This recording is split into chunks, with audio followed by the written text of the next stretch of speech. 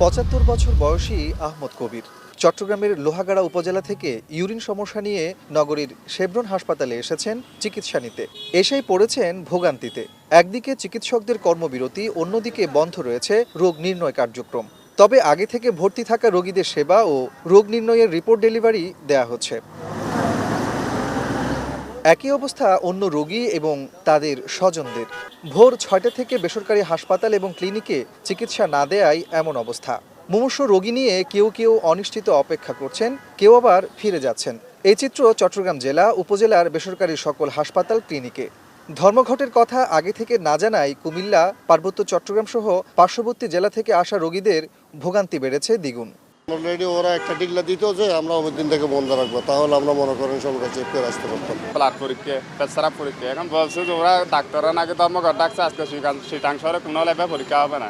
আজকে পরীক্ষা করাইতে হবে, সকালবেলা আছে, বিকেল রাত্রেবেলা আবার আল্ট্রাসাউন্ড আছে। আয়সা দেখেছে বন্ধ, আমরা তো জানি না কেন সেটা বন্ধ দেখলাম, সেটা তো আমরা বলতে পারি না। এখন কি করবো, এখন দেখা যাক, যদি এরা যদি খুলে দেয় করবো, না হলে তো চলে যাবো। সেটা মেডিকেল চলে যেতে বলছে, রোগী ভর্তি করে না এখানে।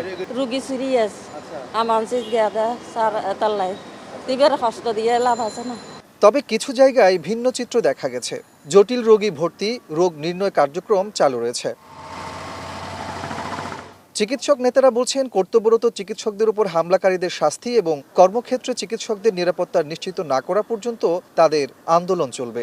পটিয়ার বাকি আসামিদের অ্যারেস্ট করার জন্য এবং এই বাকি আসামিগুলো এবং এদের জামিন বাতিলের দাবিতে আমাদের আজকের এই আন্দোলন, এই কর্মসূচি। এটা শুধু একা বিএমএর না, এটা সকল চিকিৎসক সংগঠন, সকল সোসাইটির এটা একসাথে এবং বেসরকারি ক্লিনিক মালিক সম্মিলিত সিদ্ধান্তের মাধ্যমে আমাদের আজকের এই আন্দোলন।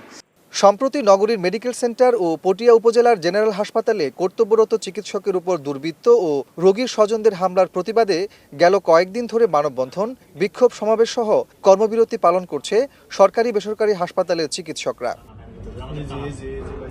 কাজী মাহফুজ, এখন, চট্টগ্রাম।